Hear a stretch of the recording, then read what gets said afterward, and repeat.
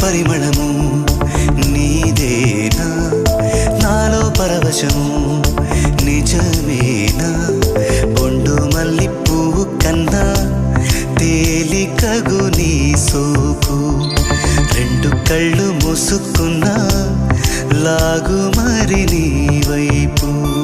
సొగసును చూసి పాడగాయలా కనులకు